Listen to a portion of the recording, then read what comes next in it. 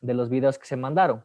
No sé si los vieron sobre el tema de la acción. Entonces, abro la cuestión de cómo se resolvieron los 4 o 5 casos que se plantearon. El primer caso era, y es este, textualmente es este, que I se encuentra en el andén del metro junto a un grupo de personas esperando su llegada. En el momento en el que el tren se detiene y se abren las puertas, salen precipitadamente de él una multitud de jóvenes simpatizantes del equipo del fútbol que ese día había ganado la liga. Como consecuencia de ello, I es empujado violentamente, aprisionando contra la pared a J, una anciana de 75 años que se encontraba detrás de él. J muere por asfixia. La anciana muere por asfixia. ¿Cómo le resolvieron este problema respecto de la acción? ¿Qué hay? ¿Qué supuesto de ausencia de acción hay o no hay supuesto de ausencia de acción en función de I? O sea, yo había puesto de que existe una causa de exclusión de la conducta, puesto que I es empujado violentamente. O sea, él no tuvo la intención de asfixiar a la anciana que se encontraba detrás de él. O sea, sí Bueno, existe ese cambio en el exterior, sí existe ese cambio, que es la muerte de la anciana, pero en sí, la acción el movimiento que se produce por I no es producto más bien de una fuerza física irresistible, que es la multitud que lo empuja a él.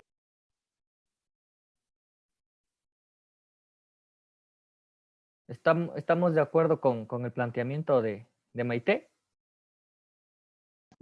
Yo diría que sí, porque como tal, en este podemos ver que existe un movimiento corporal, sí, una afectación en el mundo real, pero como tal, es uno de los casos donde vemos que la fuerza irresistible genera un movimiento y no uno de los que priva de movimiento. En este caso, como le empuja, termina asfixiándole. Entonces, como tal, se está generando un movimiento, pero es una fuerza irresistible, no puede hacer nada. Posiblemente si hubiera sido aún mayor la fuerza, no solo hubiera muerto J, también hubiera muerto I por la presión que se hubiera dado. Entonces, como tal, y también si nos vamos al concepto de, digamos, el concepto finalista de acción, no había ni siquiera acción por parte de J, no tenía intención alguna, solo estaba, la intención era de estar parado esperando en el tren, mucho menos tenía ni intención de que le empujen y aún peor de que terminar matando a alguien, o sea, como tal. Él fue el instrumento de aprisionamiento. Entonces, como Ujú. tal, yo tampoco pues, una fuerza irresistible y el man solo ya fungió como que apachurrador sabroso. ¿Cómo? ¿Alguna apreciación, alguna apreciación en contra, en contrario? Solamente una cuestión, Leo, que por ejemplo ayer tú nos mencionabas que el hecho de que esta fuerza irresistible genera pasividad no se refiere a que la persona se mueva o no, más bien se refiere a que la persona no puede tener control sobre sus movimientos. Por eso creo que es pasividad, creo que esa parte no deberíamos confundirle. Ujú. A ver, respecto de lo que Maite al principio decía, que no hay intención, el tema de intención, verán que la cuestión es aquí la supuesta, encontrar supuestos de ausencia o no de acción. Cuando hablamos de intención, en el sentido de que no quise causar el resultado, estamos metiéndonos en el tema de la imprudencia, ¿no es cierto? Porque en el tema de la imprudencia no se quiere causar el resultado. Más allá del debate desde incluso la postura finalista, cómo entender respecto de esta teoría el delito imprudente. Y ayer les leía una cita justamente de Mir. Pero más allá de eso, lo que nos interesaba como tener claro, como mínimo, si es que se quiere el término matemático, o mínimo como un múltiplo de toda la cuestión de existencia de la acción, era que exista voluntad. Y eso está aceptado por la doctrina. Vamos a ver que algunos autores refieren a la voluntad o incluso hablan de voluntariedad o control de la voluntad o control de la voluntariedad. No hacen tal vez una distinción en cuanto a la palabra como lo hace, por ejemplo, Nodir Agudelo cuando estudiamos los esquemas del delito y él explica la cuestión de voluntad respecto de voluntariedad. como ese mínimo de control. Pero acá se acepta la palabra voluntad en sentido amplio y se dice que existirá acción cuando existe voluntad. Y decíamos que en la doctrina mayoritaria, respecto de el elemento subjetivo, en la acción, lo que nos interesaba era, y había acuerdo mayoritario, era en que no existirá acción cuando existan los supuestos de ausencia que están aceptados mayoritariamente, los que sabemos, ¿no? Movimiento reflejo, estados de plena inconsciencia y fuerza irresistible, ¿ya? Yo me quedo con la respuesta de que también no hay acción respecto de la conducta de J y de I sería, ¿ya? Porque sí, actúa con fuerza irresistible de origen personal. Es el que le quiere es convertido en un instrumento, como lo dijo Nico hace un momento. Bueno, el siguiente caso es el J presta sus servicios como operador de grúa en la empresa Construcciones Candado. Un día que sufre un fuerte dolor de cabeza, pide a su amigo A, quien padece frecuentes jaquecas, un analgésico. Este confundido le entrega una tableta de un potente somnífero que J ingiere durante el descanso.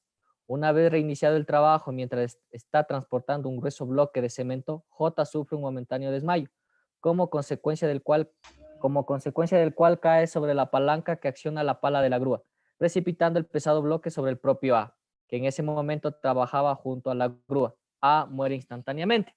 Entonces, respecto del operador de la grúa, ¿hay acción o no hay acción? No, no hay acción. ¿Por qué no hay acción? Porque es un acto involuntario. Se sucede a través de prácticamente del uso de narcosis, bueno, narcóticos, por así decirlo, o en otras palabras, medicamentos que te causa insomnio o sueño. Entonces aquí, pues, el tipo no actuó con toda la intención de causar un daño. Ya, sigo con el tema de que no hablemos mucho de la intención, porque lo que estamos viendo es la ausencia de acción, y la ausencia de acción te excluiría al delito tanto doloso cuanto el delito imprudente. Ya, cierto es que en un caso concreto puede quedar abierta la posibilidad de que, claro, no sea doloso y quede abierta la cuestión imprudente, si es que estuviese tipificado como tal.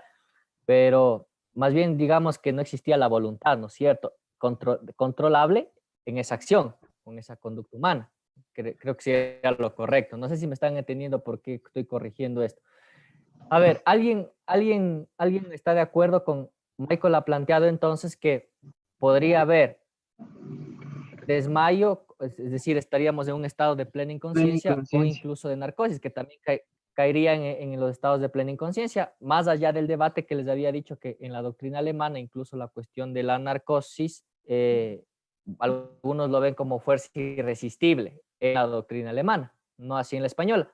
Pero, entonces, ¿están todos de acuerdo con que hubo eso? O sea, está en sentido amplio estados de plena inconsciencia. No hay acción en todo respecto de... O sea, es que a pesar de que está en un estado de plena inconsciencia porque está bajo alguna sustancia, me parece que como tal no podemos atribuirle la responsabilidad a, ¿cómo es? J. Bueno, al operador de grúa, porque como tal solo era una jaqueca y el man solo pidió un medicamento básico. En cambio, el error y sobre el cual termina pagando es sobre A, que al suministrar mal el medicamento, aunque solo es una colaboración humanitaria, una ayuda, es el mismo el que se pone la soga al cuello. Y además, hasta yo lo trataría por broma como suicidio. A ver, porque el man al dar mal se termina matando. Nico, no entendí al principio de qué dijiste, porque creo que me desconecté. Me acabo de reincorporar. ¿Tenías alguna apreciación en contra? O sea, en contrario de lo que había dicho Michael. Sí es como tal un estado de plena inconsciencia, pero más que nada, digamos, si no hay acción en J, hasta podrías atribuirse de modo superfluo, le atribuiría una acción suicida inconsciente a A, ya que el man al suministrar mal el medicamento ocasiona un accidente. Como tal, no era su intención ni nada de eso, el man solo se equivoca y es sobre el mismo en el que cae el error, así que hasta de broma uno podría decir, el man inconscientemente terminó matándose. Y Bueno, como, no sé si existe el término que has acuñado en modo de broma, diría yo, pero a ver, pero no estamos analizando la conducta de A. La conducta eso sí ya, no pero va al comportamiento de A. Ahorita es irrelevante. Ya, es irrelevante. El caso no me dice que A le dio un medicamento más fuerte o menos fuerte, o prohibido o no prohibido, ¿no es cierto? El caso solo dice que él le dio un analgésico, ¿no es cierto?, a J. No me interesa la acción de ahorita de la entrega de ese somnífero, solo quiero analizar la cuestión respecto del comportamiento de J, porque se supone que él es el que controla la grúa y él es el que suelta, ¿no?, la grúa.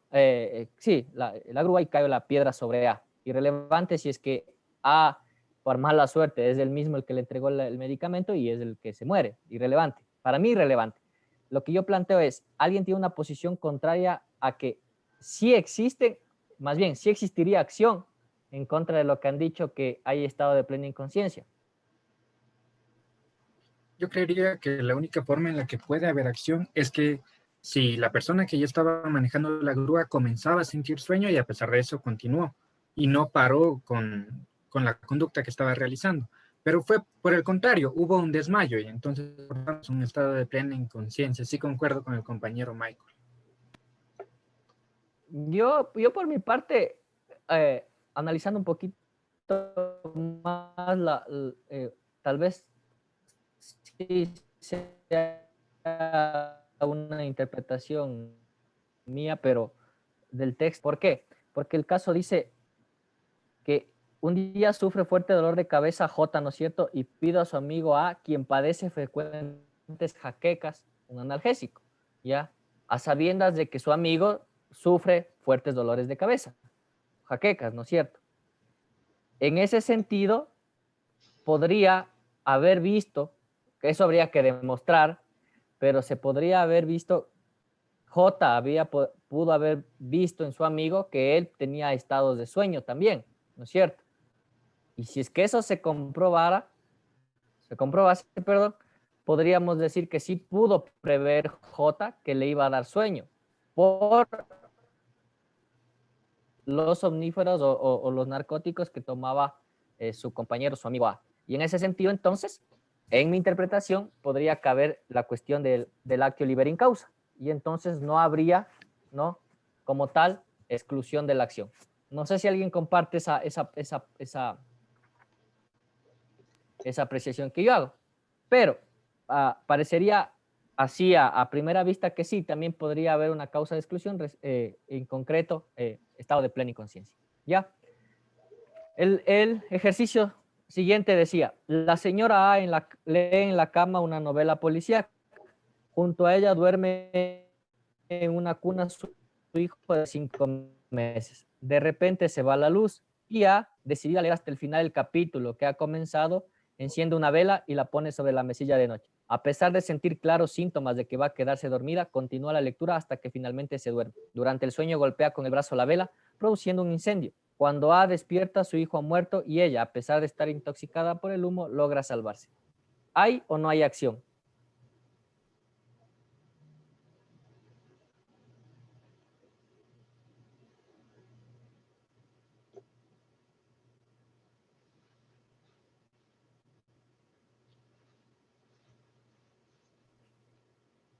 ¿Qué dicen? ¿Hay o no hay acción? Yo diría que ahí sí hay acción por el actio liberi in causa, porque la man, o sea, irresponsablemente se queda dormida a pesar de que ya está sintiendo sueño. La man prefiere continuar leyendo y es una norma de seguridad que, digamos, al menos en los edificios te dicen que uno no puede quedarse con velas, espermas o cualquier cosa que pueda ocasionar un incendio, y la man sí se queda dormida. Ya a pesar de que el movimiento es en un estado de plena inconsciencia, como es el sueño, la man está poniendo ya desde antes un factor que puede ocasionar un incendio, ya sea este o no, que sea por el golpe, porque pudo haberse desarmado por X motivo y como tal hubiera ocasionado el incendio. Entonces, Yo veo que como tal el golpe que la manda es un factor así X y es la acción de quedarse dormida con una vela al lado la que genera el incendio y más no simplemente el golpe.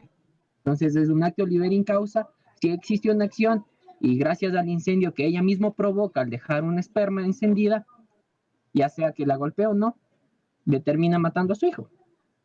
Así la veo yo. ¿Ya? ¿Alguien tiene alguna apreciación en contrario?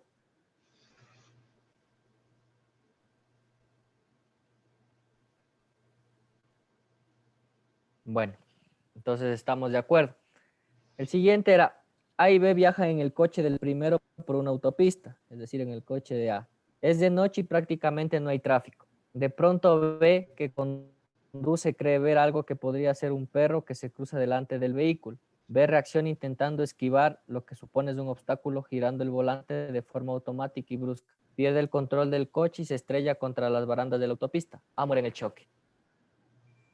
¿Hay o no hay acción?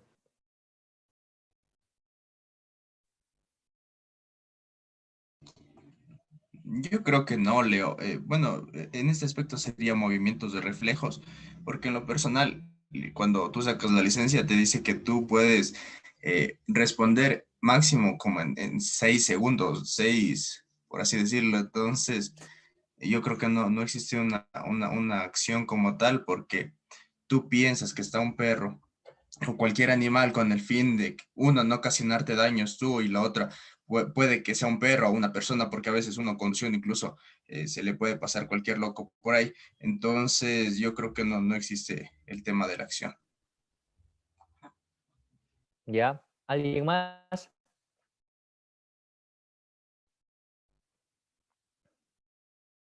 ¿Alguien? ¿Alguien más? Pero hiciste la ¿Cómo? consideración de que gire el volante desmedidamente porque dice que en compañía, ¿verdad? Y entonces él toma la decisión de girar el volante. Voluntario o involuntariamente lo hace. Se podría generar que esa acción es el hacer. A ver, pero no te entiendo. Sí, yo No te considero que sí. entiendo respecto Yo de considero si que hay sí. acción. Ajá, porque, o sea, dice que están yendo y él no está seguro de que Ujú. hay o no hay el perro, pero toma la decisión de girar el volante. Entonces, si él no hubiese girado el volante, no hubiese ocasionado la muerte. Entonces, hay la iniciativa de girar el volante. Ya, pero por ejemplo, o sea, tomando en base a esa postura, Ya, pero tú has usado un concepto, tú has usado un concepto, espérate, Nico, tú has usado un concepto, o has usado el concepto de, no sé si conscientemente, tú, a mí me da la impresión de que me estás queriendo explicar esto con la teoría de la equivalencia o la condición sin la cual, porque estás diciendo, si él no hubiese girado el volante, no hubiese causado el accidente. Entonces, bueno, dale, Nico.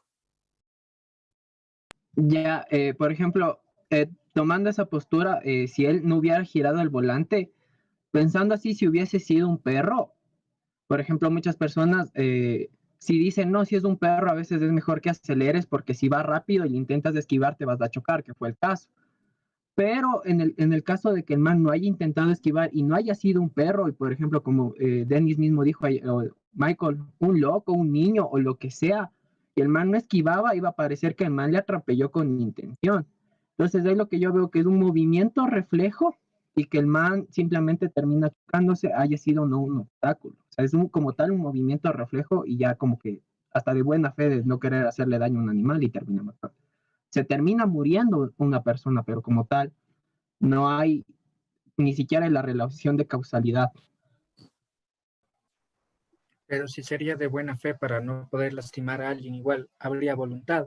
Entonces eso se debería analizar en la exigibilidad de otra conducta, en culpabilidad. Ujú. A ver, ¿hay fuerza irresistible? No, no hay fuerza irresistible, porque no No, dice que no. ¿verdad? Todo, Ujú. no hay fuerza irresistible. Yo considero, yo considero que hay acción. Yo considero que hay acción y se soluciona, como ha dicho Esteban, en sede de culpabilidad, O incluso, ejemplo, como Michael también lo dijo hace un momento,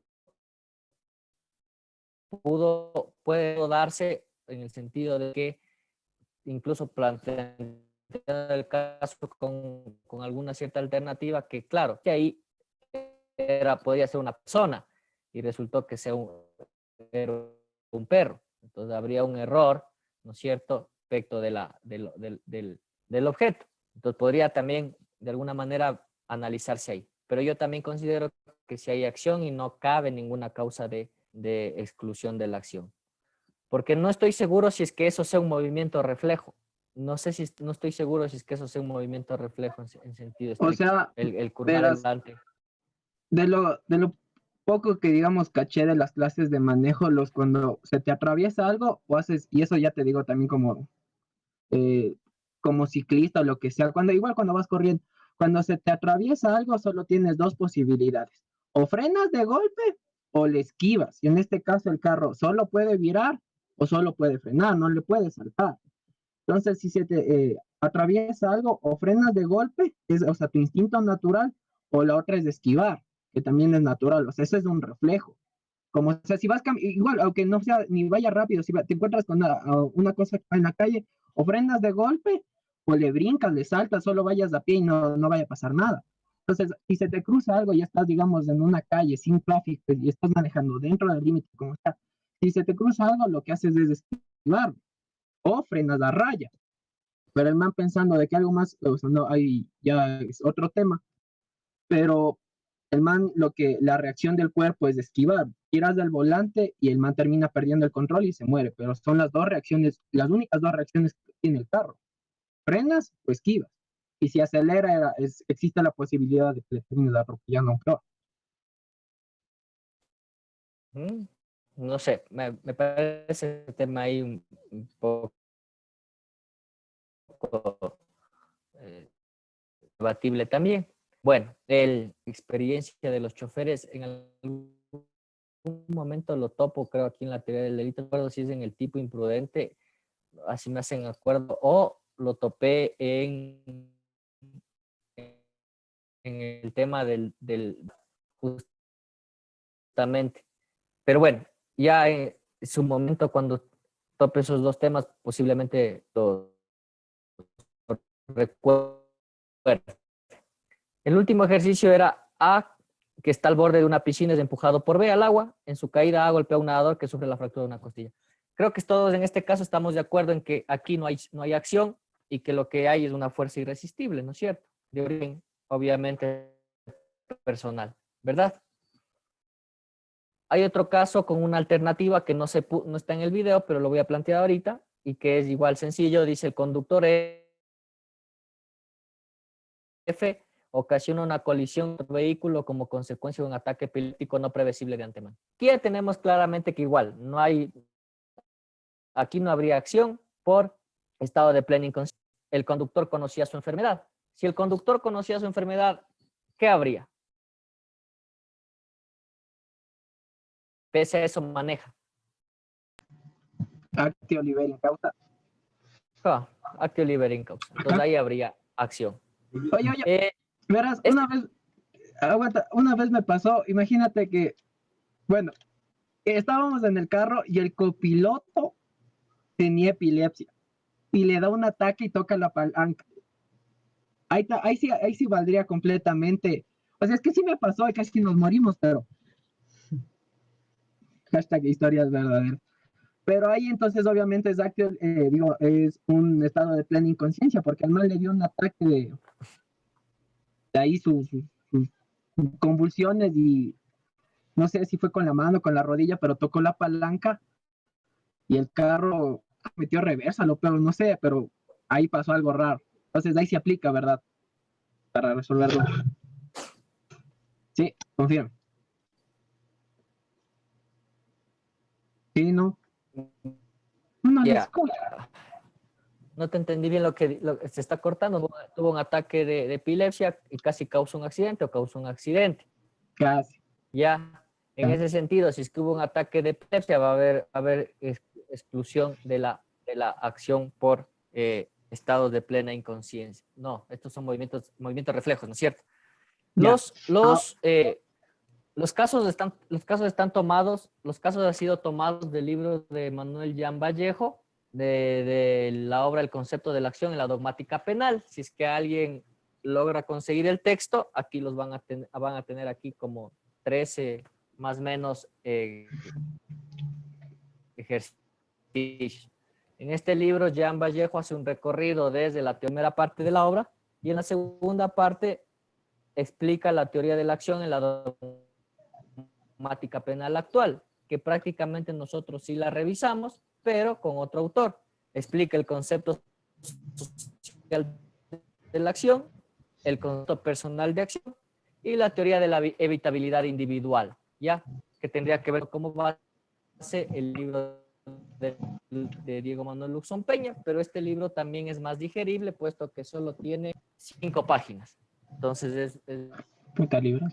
de rápida comprensión y de rápida lectura, si es que alguien lo logra conseguir. Bueno,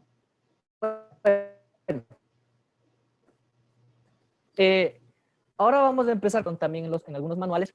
El tema de la omisión no se la trata a renglón seguido de la cuestión de la acción y de la explicación del comportamiento humano, ¿no? Sino que se lo trata como un tipo especial. Puede comprobar esto en la mayoría de libros actuales. En los libros que estamos usando de base o que yo uso de base, va a encontrarlo así, va a encontrar como un tipo especial. De todas maneras, ya, el nombre de la obra es El concepto de acción en la dogmática penal para la persona que me pregunta. El concepto de la acción en la dogmática penal del profesor Manuel Jaén Vallejo, que es profesor titular en la Universidad de Las Palmas de Gran Canaria, profesor español. Carlos, déjame compartir la pantalla, por favor. Sí puedes compartir la pantalla. Sí está. Pero me parece que tu ancho de banda es muy bajo. Capaz que es por eso. Porque sí está habilitado. Ajá, yo cacho que mejor apagas tu video para que puedas compartir fresco, porque si no te va a buguear todo. Si me están diciendo problemas, háganmelo saber por mensaje para estar repitiendo. Me disculpo por eso, no sé por qué mi internet ahora está así. Bueno, aunque no quisiera hacerlo, pero voy a optar por eso para que mejore la conectividad. Entonces, decía que va a empezar con el tema de la omisión, que podrán comprobar que en los manuales que estamos Leo, no se te escucha bien. Se te escucha entrecortado a cada rato. tenemos como base Mirpuch y Luxón, ¿no? Incluso en Roxin también van a ver que se los trata se los Creo que se le desconectó. Espérame un rato que se vuelva a conectar, por favor. Oigan, y si cuando regrese uno de nosotros le da compartiendo las diapos, Sí, sí. Espera, déjame decirle que mande al grupo. alguien tiene las diapos. Se supone subió al Drive. Pero estas están en PDF, o sea, no están diapos.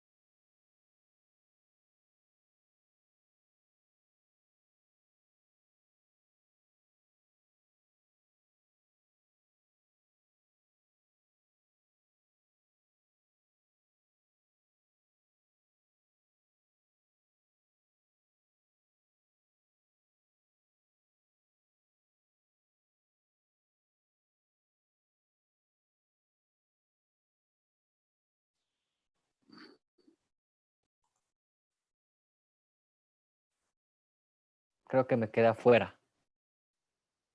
Sí, sí, ahorita ya sé. Ya te escuchamos, Leo. Les ruego disculpas. Creo que estoy teniendo muchos problemas de conectividad.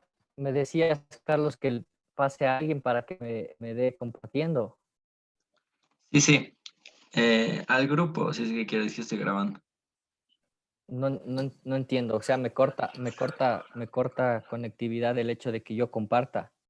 Sí, sí, también. Y el hecho de tener activada la cámara igual. Bueno, a ver, voy a hacer el intento de cerrar mi cámara y compartir. Creo que estamos ahí, ¿no es cierto? Sí, sí, ahí ya se ve, pero bueno, veamos cómo va tu Bueno, conexión así. cualquier cosa me la hacen saber. A ver, decía que, ¿cuál es la postura sistemática de la omisión?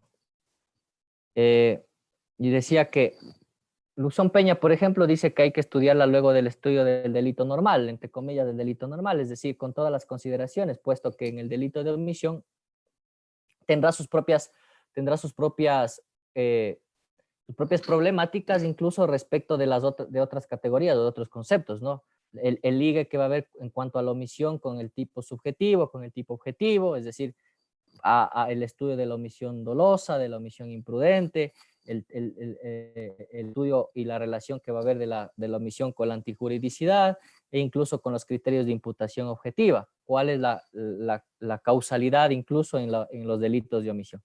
Entonces, por eso es que los autores han optado por tratarlo de una manera especial, ¿ya? Así es que se quiere un estudio autónomo del delito omisivo. Otros autores plantean la cuestión de que se debe estudiar luego de la acción, ¿no? Como lo estoy haciendo yo ahorita, y otros como forma especial de tipicidad. Esta de forma especial de tipicidad coincide con el pensamiento de Luxon, una forma especial del delito.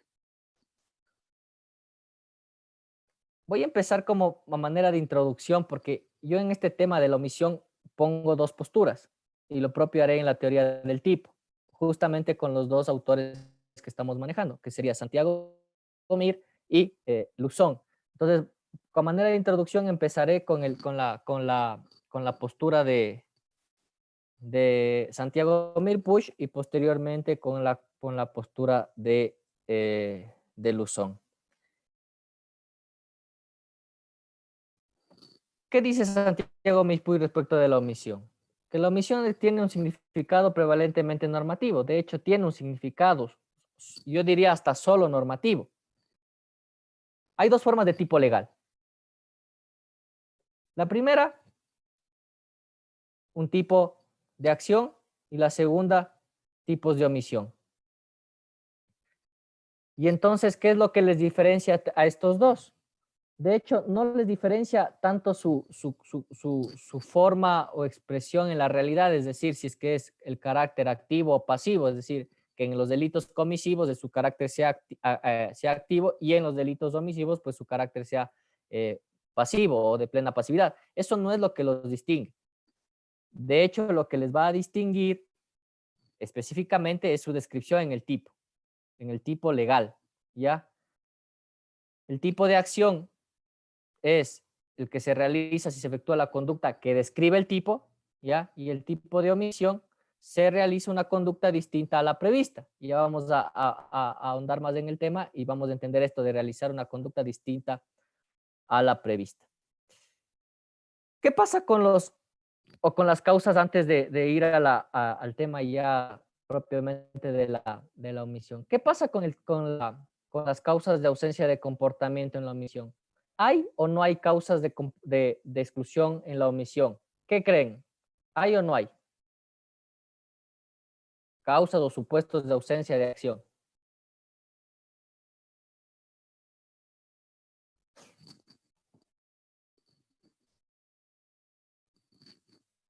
¿Alguien? Yo creo que no debe haber porque, no sé, siento que no debe haber, no puedo darte un porqué, pero me parece lógico que no puede haber. ¿Alguien me puede dar una razón de por qué sí o de supuestos de ausencia de acción? Creo que porque puede haber delitos en estados de inconsciencia por omisión. Entonces no cabría que eso sea una causa de exclusión de la omisión. A ver, aclárame mejor ese planteamiento de que puede haber omisión con causa, ¿cómo Claro. es con estado de plena inconsciencia? Hay delitos en omisión que se hacen en estados de plena inconsciencia. Por ejemplo, la enfermera que debió haberse quedado despierta teniendo las posibilidades y no lo hizo y, y se quedó dormida. Entonces, en este caso, es una omisión por parte de ella. Entonces, este estado de inconsciencia contempla dentro del tipo de omisión. ¿Y qué está Entonces, omitiendo? ¿Y qué está omitiendo la enfermera? la ayuda o tratar de, bueno, ella tenía, digamos que tiene la obligación de inyectarle al paciente y no lo hace. Bueno, ahí el caso como que Tiene se esa, compone, esa posición de garante porque si tú me frente al decías que paciente. ella se queda dormida Entonces, y no quiere un resultado, pues no estábamos en omisión, estábamos en otro lado. A mí me sonaba eso al principio, tal vez antes de hacer la aclaración, de que estábamos en un tipo de imprudencia más bien, ¿ya? Y tal vez inconsciente, pero por ahí no va la cosa. Yo estoy preguntando, no estoy diciendo que, mi pregunta es, en la omisión, ¿qué pasa con las causas de ausencia del comportamiento? ¿Hay o no hay? Yo, ya caché. Yo digo que no puede haber causas de exclusión del comportamiento porque la misión siempre va a ser motivada por la voluntad del sujeto. Sí, porque dado que siempre se realiza una actividad, digo una acción, ya sea, entonces siempre va a estar motivada por la voluntad del sujeto. Ya, a ver, una parte estoy de acuerdo. El compañero ha planteado de que detrás de toda omisión hay una acción, y ya vamos a ver a qué refiere esa acción. Pero, ¿qué pasa con el supuesto de ausencia de acción, del comportamiento en general? Respecto de la omisión, ¿hay o no hay?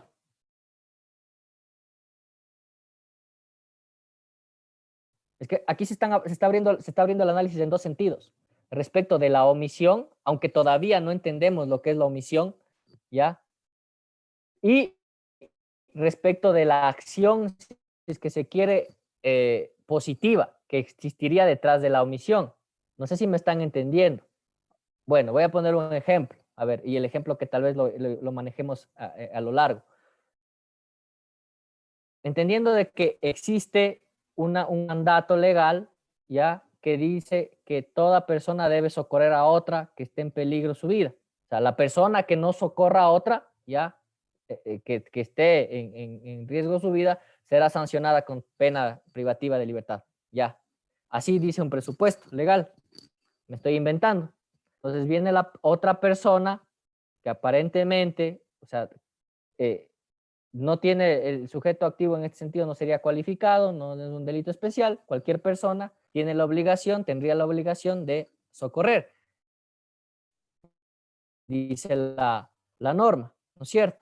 Esta persona le ve al herido en la calle y se va.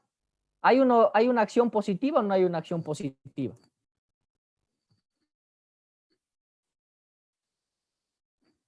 Sí, sí hay. Respecto de qué hay la acción, ¿cuál es la acción positiva en el ejemplo?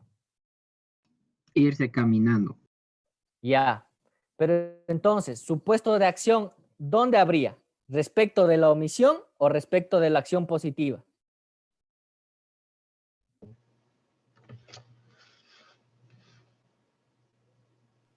en el supuesto de la acción positiva. Justamente, por eso es que se dice que en la omisión, la pregunta que yo planteaba era, ¿qué pasa con las causas de ausencia de comportamiento en la omisión? La respuesta es que no hay. No hay supuestos de exclusión, no hay causas de exclusión del comportamiento en la omisión per se, pero sí en el comportamiento positivo, que es el que da lugar a la omisión. Entonces, hay supuestos de ausencia de comportamiento respecto de la conducta positiva realizada en lugar de la ordenada. Y justamente eso es la omisión en sentido amplio. Hacer algo diferente a lo ordenado, ¿no es cierto? Y en esa conducta positiva sí debe ser guiada por la voluntad. Entonces, el hecho de que yo al herido que esté en la calle no lo socorra, sigo caminando, miro a otro lado, esa acción positiva que está detrás de la omisión debe ser guiada por la voluntad. Y al estar guiada por la voluntad, cabe entonces que suprime esa voluntad y entonces no exista causas de exclusión de la voluntad, ¿ya? Y entonces cabe perfectamente hablar de fuerza irresistible, movimientos reflejos y estados de plena inconsciencia, pero respecto de la conducta positiva que se realiza en lugar de la conducta ordenada, por tanto da origen a la omisión. No sé si se entendió.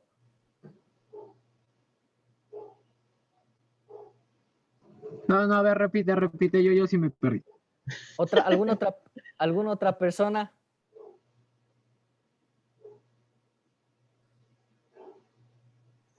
Bueno, no sean así, yo sé que también se perdí. A ver, Andrés. Bueno, o sea, más lo que yo te entendí es que la omisión no se le tiene que tomar desde el punto de la acción que no se realizó, sino desde el punto de la acción que tuvo que haberse realizado y fue contraria a lo que dice la ley. Entonces, la omisión no tenemos que enfocarle en respecto a qué no hizo, sino en qué hizo y está en contrario a lo que tenía que hacer. No sé si es la línea de lo que tenemos que enfocar la omisión. A ver, no sé si te entendí bien, pero en algún sentido tienes razón. O sea, ya me estoy adelantando a definir lo que es la omisión. Ya habíamos dicho, y tal vez lo dije también ayer, la omisión no es un simple no hacer, porque el no hacer también es un concepto que está ahí. Siempre no hacemos. No sé si en eso estamos de acuerdo. Cuando ustedes están aquí atendiendo a una clase, a una exposición, a un conversatorio, están no cocinando, por ejemplo, o están no comiendo. Aunque claro, hay estudiantes que sí son buenos para recibir clases y comer al mismo tiempo. Pero bueno, no, pues, o sea, están aquí, pero no pueden estar en otro lado, me hago entender. Entonces, siempre se está omitiendo en sentido no jurídico, ¿ya? Ese no hacer en sentido no jurídico. Entonces, siempre, el hecho de que yo ahorita lea este libro significa que no leo el de acá, me hago entender. Entonces, el concepto de omisión, y eso ya lo estoy planteando aquí en esta lámina, es un concepto jurídico, es un concepto que tiene que ver con el tipo, una cuestión de tipo legal, ¿ya? Y entonces, la omisión no es el simple no hacer, ni tampoco es el simple no hacer algo que pudiste hacer, sino es el no hacer algo que jurídicamente estás obligado a hacer. Es decir, algo que se espera que hagas normativamente, ¿verdad? Por eso es que yo digo que respecto de la omisión como tal, no hay supuestos de ausencia de acción, pero sí de la acción positiva que te llevó a omitir lo que debías hacer. Entonces, en el ejemplo de la persona que está herida en la calle y yo teniendo la obligación de socorrer, no lo hago porque cojo y me voy. Ese irme es una acción positiva, ¿no es cierto? Esa acción positiva sí está guiada por la voluntad. Tengo la voluntad de irme, ¿ya? Y al existir voluntad, entonces, puede también darse la posibilidad de que no exista la voluntad por algún tipo de ausencia de acción. Es decir, movimiento reflejo, estado de conciencia o fuerza irresistible. Entonces, en sentido estricto, no hay causas de exclusión de la omisión. Lo que hay es causas de exclusión de la acción positiva distinta, ¿no es cierto?, a la que debería haber realizado por mandato legal. No sé si ahí se aclaró un poco más del panorama. Yo ya entendí. Bueno, espero. ¿Ya? Y claro, es que la diferencia entre acción y omisión se halla en la naturaleza de la norma. Y eso es lo que quería decir, llegar, cuando dije que refiere al tipo. El concepto de acción, de omisión, y es lo que está en la lámina, no refiere al carácter activo o positivo de ese comportamiento. Lo que está diciendo es que depende de la naturaleza de la norma, es decir, del tipo. Si el tipo nos dice tipo comisivo, pues entonces es un tipo comisivo.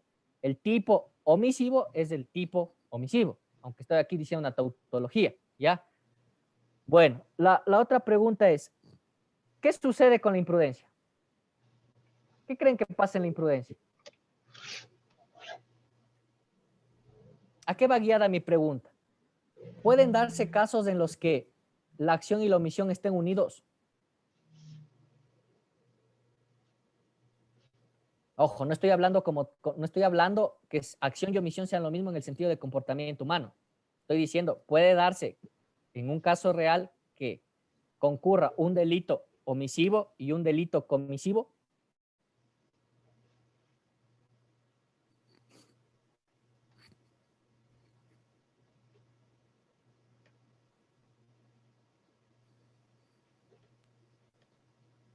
Se entiende que en los accidentes de tránsito puede llegar a darse esta situación, porque ahí está un delito culposo, por ejemplo, y a la vez la omisión al deber de socorrer a la víctima. Ya, ajá, ese es uno, ese es un caso, ese es el caso, un caso que se plantea como trivial en los manuales, al menos en MIRPUY está, justamente la concurrencia de delitos de acción y omisión en delitos justamente de tránsito. Justamente cuando el conductor atropella a una persona por imprudencia, ¿ahí qué tienes? ¿Delito comisivo o delito omisivo? Delito de acción en sentido amplio. Ahí tienes un delito de acción, imprudente, pero es imprudente, ¿no es cierto? El tipo subjetivo es imprudente, es imprudencia, con imprudencia. Pero cuando se da a la fuga, teniendo la obligación de socorrer, cuando entendamos que exista la norma y la norma diga que hay esa obligación de socorrer, entonces estaría cayendo en un delito tanto de acción cuanto de omisión. ¿Ya? En la imprudencia, por ejemplo, Mirpuy dice, respecto de en la acción,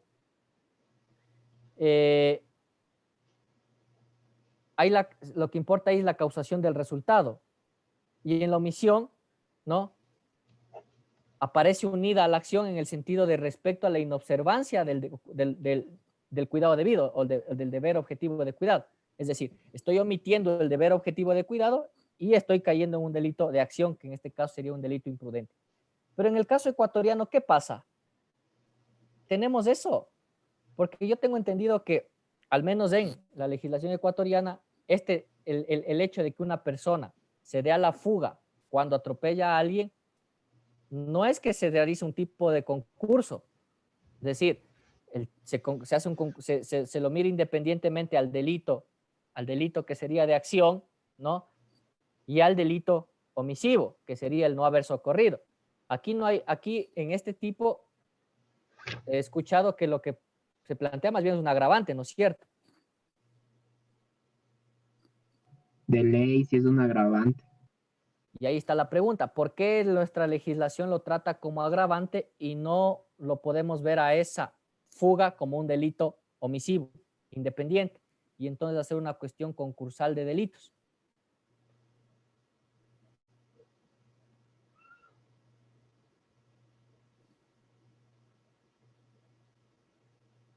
Tal vez sea porque no tenemos no tienen la obligación jurídica de socorrer. Entonces solo se volvería un agravante.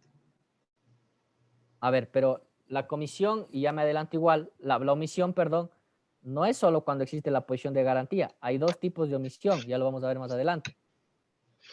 Mi pregunta es por qué no se puede hacer lo que al menos entiendo yo y entiendo por el manual que en España sí pasa, que ya se lo trata como delito. Claro que hay la norma, que la persona que no socorra a otra, ¿no?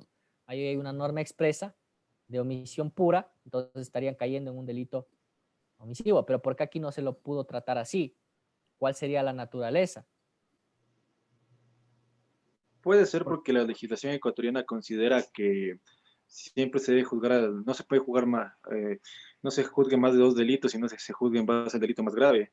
Entonces sería como redundar, juzgarle por el hecho de atropellar y por el hecho de fugarse. Simplemente se le juzga por el delito que primó, que fue más grave, que fue el atropellarle, y se le da la tentativa se le da el agravante por el tema de incumplir con un deber jurídico también. No sé si... A ver, el ¿cuál es la pregunta? tema de que la legislación nuestra castiga el delito más grave no es tan cierto. Nosotros sí tenemos en la cuestión concursal los dos tipos de concurso que hay en la doctrina. Sí tenemos el concurso real y el concurso ideal. Sí, lo que pasa es que nuestra legislación, claro, en el código no se habla de lo que la teoría dice, la unidad de tiempo, la ruptura de la temporalidad, pero sí tenemos nosotros concurso ideal y concurso real. Yo no sé si más bien o va por el desconocimiento o va porque tal vez no existe una norma expresa de omisión pura, ¿no? O se hizo algún análisis de respecto de la punibilidad. Y en ese sentido, ¿qué sería más favorable? Tratarlo así al delito imprudente cuando una persona se fuga con agravante es más o menos más favorable al reo que tratarlo como una cuestión concursal. No sé cuál es la motivación ahí del legislador o cuál sería.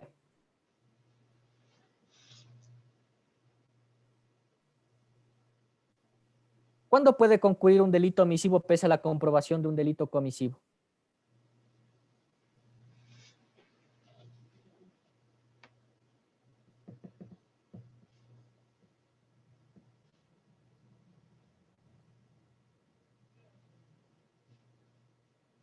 ¿Cuándo creen que puede concurrir un delito comisivo pese a la comprobación de puede concurrir un delito omisivo pese a la comprobación de un delito comisivo?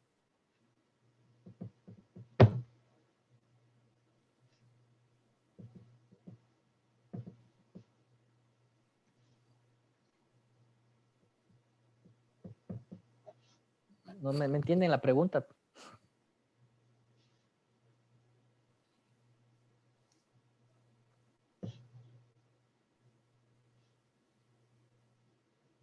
No.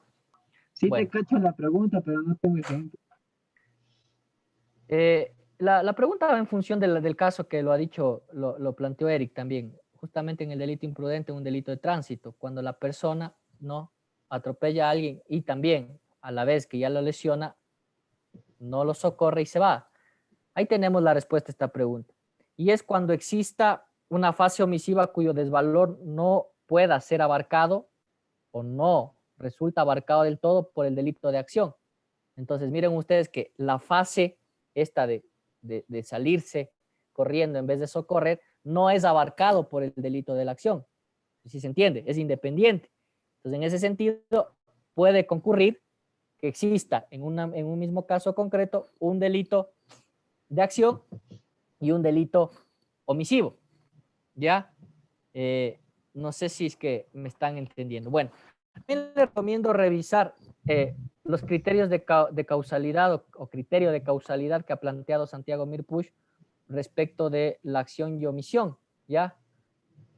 Y esto respecto a la doctrina alemana, ¿qué pregunta debe hacerse para entender si es que un delito es, primero,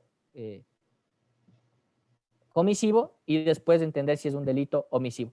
Esto está en la página 311. Les recomiendo que hagan esa lectura para no detenerme en este tema. Bueno, ¿cuál es la diferencia entre el tipo de acción y el tipo de omisión? El tipo de acción es de infracción de una norma prohibitiva. Esto lo dice Santiago Mir. El tipo de acción es una intervención activa, ¿ya? El tipo de omisión es una infracción a una norma preceptiva y que obliga a una determinada cooperación deseable. Aquí estamos viendo que es la cuestión de hacer algo distinto a lo que se quería que hagas. Claro, pero que querías que hagas no por mera expectativa, sino por mandato de la ley, ¿no es cierto? ¿Alguien puede googlear y ver qué significa preceptiva?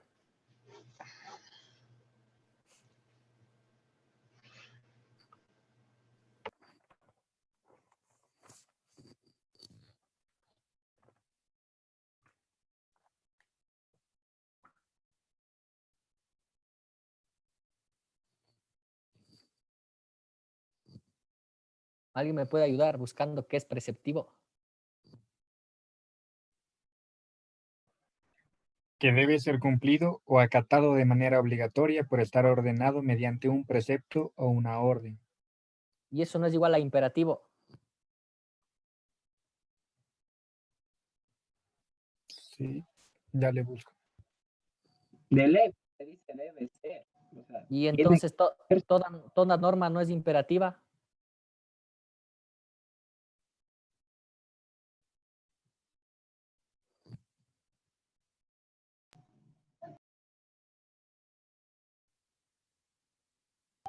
Pues sí, Por eso mismo he puesto incógnitas en la palabra preceptiva.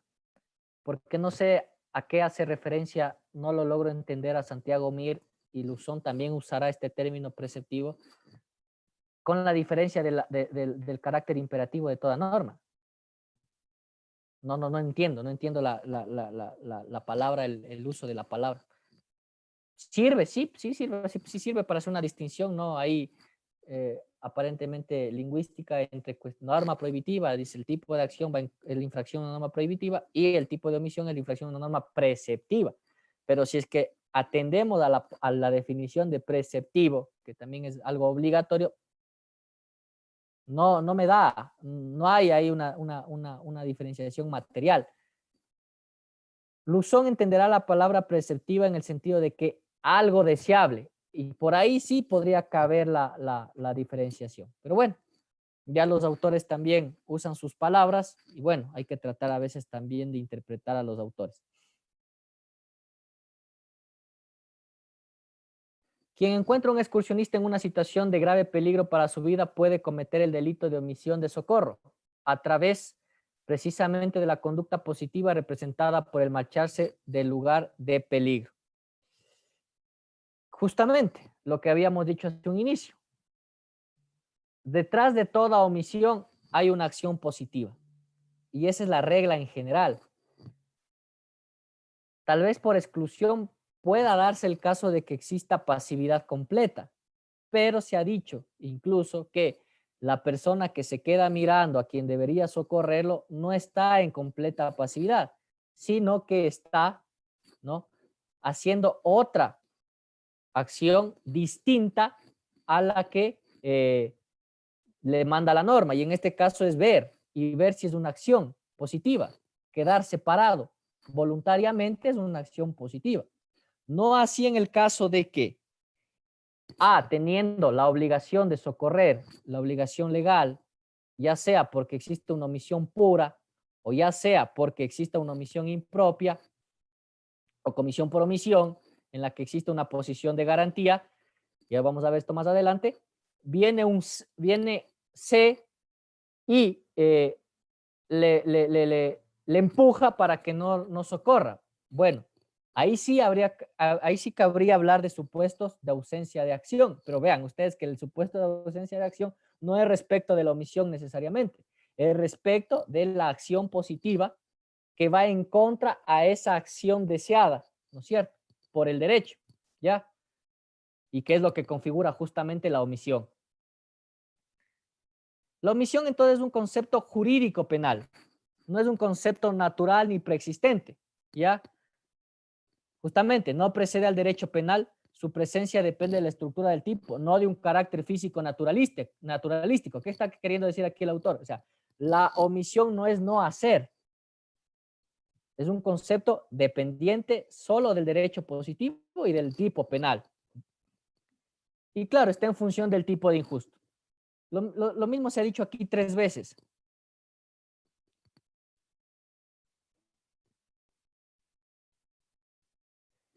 Clases o tipos.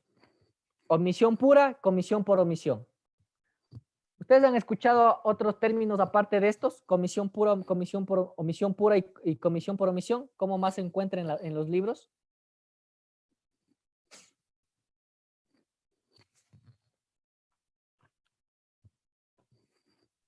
Omisión propia e impropia. ¿Perdón? También se utilizan los términos de omisión propia e impropia, que Bastantes autores usan de hecho usan estos temas. O sea, muchos van a encontrar como omisión pura, ¿ya? Y otros lo van a encontrar a esta como omisión propia, ¿ya? En otros libros van a encontrar como comisión por omisión, y vamos a entender por qué se llama así, ¿ya? Y lo van a encontrar también como omisión impropia. Hay un debate que originó Armin Kaumann respecto de esta terminología y que no la vamos a tratar aquí, ¿ya? Pero que Santiago Mir Puig sí la topa. Luxón Peña no se hace problema. Dice, hablemos de omisión pura o propia y hablemos de comisión por omisión o impropia. No tengo inconveniente. Pero yo sí lo cito al autor, por lo menos, a Armin Kaumann, en la obra La dogmática del delito de omisión, creo que es de los delitos omisivos, dogmática de los delitos, sí, de omisión, ¿ya? Ahí Armin Kaumann plantea justamente esta terminología y él se aparta de hablar de omisión propia o omisión impropia, porque más bien el significado de propio e impropio hace referencia a que está o no está en la ley, ¿ya? Y ahí crea una confusión. Por eso es que se ha optado por hablar de omisión pura y de comisión por omisión, ¿ya? Para evitar esta confusión con otros autores que hacen referencia a que lo propio es lo que está en la ley y lo impropio es lo que no está en la ley, ¿ya? Y ahí vamos a caer, claro, tal vez en una contradicción con la comisión por omisión, porque la comisión por omisión no es una omisión que está en la ley, expresamente. Y en eso creo que están de acuerdo. O alguien no está de acuerdo con eso. ¿La comisión por omisión está o no está en la ley?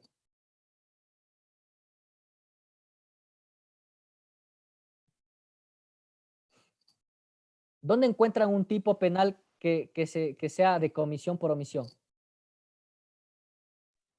Donde se vea la omisión.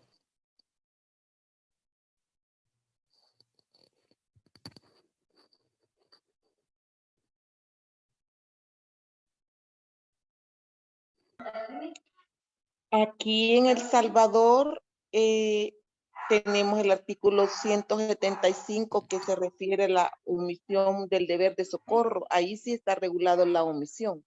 Pero no es comisión por omisión. No, solo la omisión. Eso sería omisión pura. Ajá, la omisión pura, el deber de socorro, pero sí está normatizado. Por eso, sí, pero es que la esencia de la omisión pura, y bueno, ya nos adelantamos, ya lo vamos a ver más adelante, es que la omisión pura sí está expresamente en la norma. El no hacer, esa palabra, el no, la persona que no socorra, la persona que no ayude, tal vez en delitos, si es que se quiere llamarlos especiales o donde el sujeto activo es calificado, el médico que no preste auxilio, ya, ¿verdad? El funcionario público que no, el policía que no, ya. Pero ahí tenemos la omisión expresamente. Pero la comisión por omisión, ¿dónde se lo encuentra normativamente? Expresamente un código. Los tipos penales que exigen un verbo rector como una acción positiva, ¿no? Es que no sé, pero es que no se lo encuentra. Pero es que no se lo encuentra. Indirectamente está presente, pero no expresamente, o si no ya no sería omisión por comisión, sino pura. Entonces, ¿sí ven por qué los autores optan por no usar la cuestión de propia e impropia? Justamente. Porque propio e impropio hace relación a que está en la ley y lo impropio que no está en la ley. Pero decimos que la comisión por omisión sí se puede construir desde la no tipificación expresa de esa omisión. Entonces ahí abre una contradicción. ¿Sí nos damos cuenta? ¿Ya? Entonces por eso se habla de omisión pura y de comisión por omisión. ¿Qué zanjarías así? Te lavas las manos o te curas en sano. ¿Ya? Pero bueno, digo, otros autores no se hacen problema. Entonces la usan pura o propia, comisión por omisión o impropia. Ya, si es que se quiere hacer un análisis exhaustivo, bueno, busquemos la obra de Armin Kaumann y tratémosla de entender a profundidad. Ahí es más a fondo esta cuestión. Pero bueno, por el momento me interesa esta postura de Santiago Mir, que no usa esta distinción, ¿ya? Entonces, ¿qué significa omisión pura? Es no hacer algo determinado, ¿ya? Y en ese sentido, entonces, respecto de los delitos comisivos, ¿a qué se parece? ¿Cómo se podría, cuál sería su contrapartida en los delitos comisivos a la contrapartida de la omisión pura? ¿Qué tipo de delito es la contrapartida de la omisión pura en los delitos comisivos? Tal vez no lo tengamos muy claro porque este tema no lo vemos y por eso es que se dan cuenta que por qué los autores lo tratan esto al final. Porque se entiende que ya se tiene noción de la teoría del tipo, se tiene noción de lo que es la tipicidad subjetiva, se tiene noción de lo que es imputación objetiva y se tiene noción de lo que es causalidad, ¿no? Entonces, ¿cuál sería? ¿Qué tipos de delitos conocen? En la Sería clasificación. los delitos, o sea, la persona que robe y con la contraparte la persona que no haga tal acción. No sé si, o sea, te refieres a eso. No, ¿qué tipos de delitos en sentido amplio, teórico conocemos? Desde la construcción incluso del tipo, de la teoría del tipo. No estoy refiriéndome a qué tipos de la parte especial conocen, ¿no? Y que me digan el delito de homicidio, el delito de asesinato, el femicidio. No es contra la humanidad Cohecho, no me estoy refiriendo a la tipificación de la parte especial necesariamente. Estoy hablando de la clasificación de los tipos. Dolosos y culposos. Y ya, bueno, desde la cuestión subjetiva, ya. ¿Qué más? ¿Qué más hay? Delitos de resultado, de peligro concreto, peligro abstracto. ¿Ya? ¿Y qué más? De resultado, peligro concreto, peligro abstracto. Y en el que importa solo la acción y no el resultado. Imperfecta realización. No, ese tipo de imperfecta realización es la tentativa. Eso es un tipo especial. De mera actividad. De mera actividad. La omisión pura, los delitos de omisión pura son la contrapartida de los delitos de mera actividad. ¿Ya?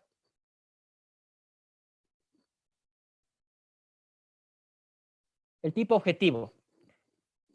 ¿Qué debe describirse en el tipo objetivo? ¿Qué describe el tipo objetivo en un delito omisivo? Se describe una situación típica, obviamente, pero en la que se omite una determinada acción pese a que el sujeto podía haberla realizado. Entonces, la persona que no socorra a otra. Esa es la situación típica. El verbo y la omisión pura plantea expresamente ese no hacer. ¿Cuándo se configura la omisión? En el caso aquí, la omisión pura. Sí, existe una situación típica que dice no hacer, ¿ya? Pero ¿cuándo se configuraría?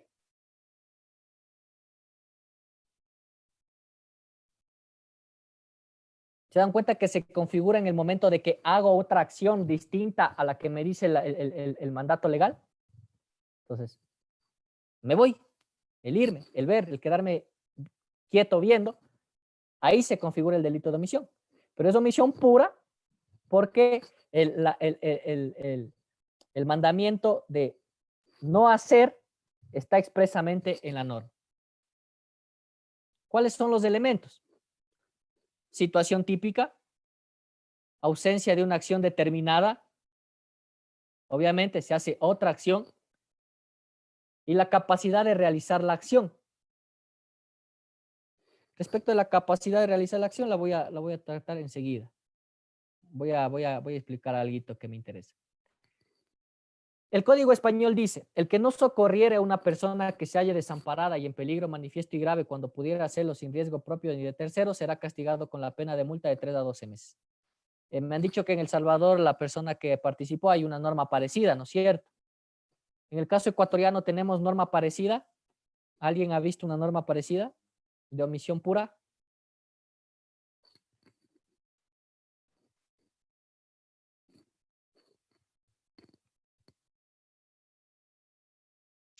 O sea, observamos normas de omisión en respecto al servicio público, pero ¿Qué dice? no he visto, por ejemplo, el deber de protección en respecto a un servidor de fuerza pública, el juramento hipocrático, puede ser de los doctores, en caso de cualquier servidor público también hay ciertos, un deber jurídico en realizar algunas acciones o están obligados a este tipo de acciones, por ejemplo, de un policía socorrer o accionar en caso de un robo, un accidente, cualquier improperio que suceda dentro de la sociedad.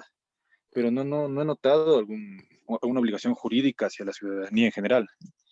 A ver, les dejo eso y me pongo yo también en la búsqueda de encontrar artículos donde se exprese así la omisión pura, ¿no? En que se vea el no hacer en el texto legal. La situación típica, entonces decíamos, es todo el tipo. Recordemos los tres elementos: situación típica, ausencia de acción determinada y capacidad de realizar la acción.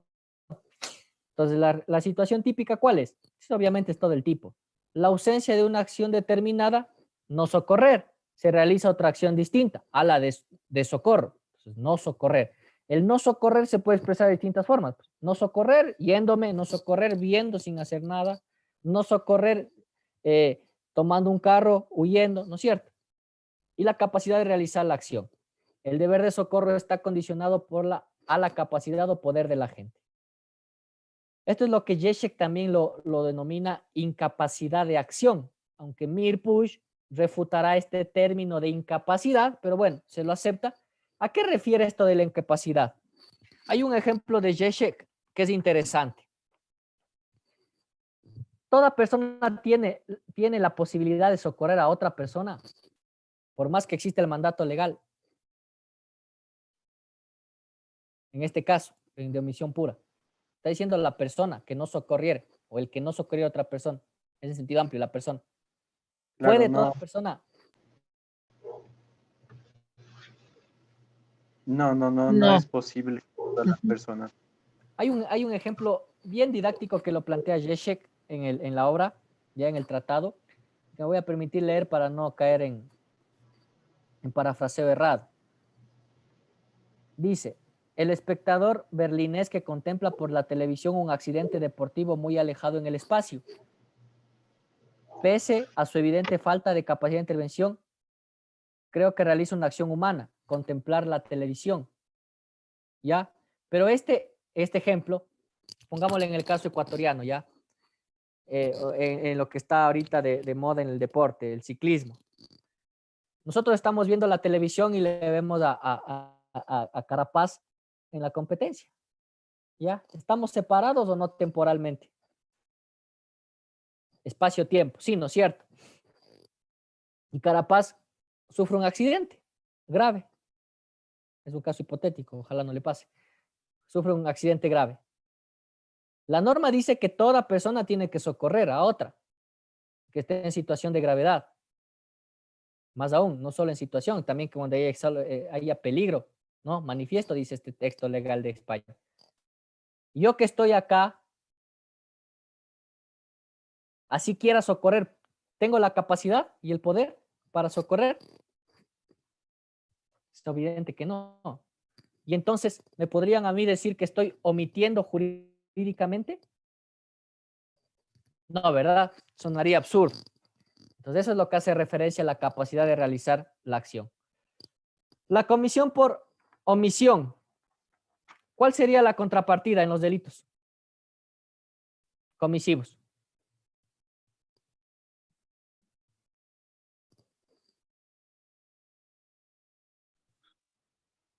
Los delitos que estén en el tipo como acción, pero llegarían a cometerse cuando no se realiza la acción. Por ejemplo, el deber objetivo de cuidado podría ser. No. Estás mezclando temas que no debes mezclar. Y a veces sí, yo sí escucho esta confusión. No es lo mismo deber objetivo de cuidado que posición de garantía. Sepáralos teóricamente. ¿Ya? Deber objetivo de cuidado, norma al debido cuidado, como quieras verlo, norma objetiva de cuidado y hasta norma subjetiva de cuidado, ¿ya? Que tiene que ver con habitabilidad y previsibilidad. No tienen nada que ver con la cuestión omisiva necesariamente, ¿ya? Esto tiene que ver con la cuestión del delito imprudente, el tipo imprudente. Sí, es cierto que el delito omisivo puede ser doloso o imprudente, ¿ya? Pero la norma objetiva de cuidado está ligada al concepto de delito imprudente, ¿ya?